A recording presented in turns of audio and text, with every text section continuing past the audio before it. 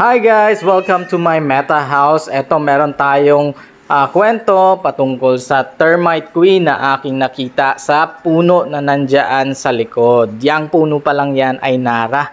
Akalain nyo kahit buhay pa yung puno na yan inaanay. So nahugot ko yan nung binaklas ko yung balat na nakaangat. Lumabas yan. So nakita ko nga parang bulok na yung balat. At yan, paghugot ko. Yan, nung nalaglag nakita ko yung termite queen na yan.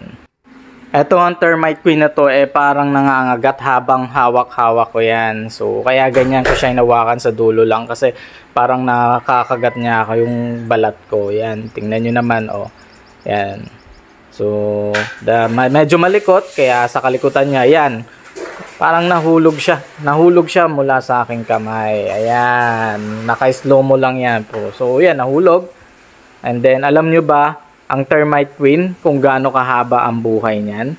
So, base sa ating research, ang buhay pala ng isang termite queen ay umaabot ng 25 to 50 years at minsan daw umaabot din ng 100 years. Akalain nyo yung kung gaano kahaba ang buhay niya at mangingitlog ito sa loob ng 10 taon. So, napakarami niyan na ipoproduce ng mga worker termites, soldier termite.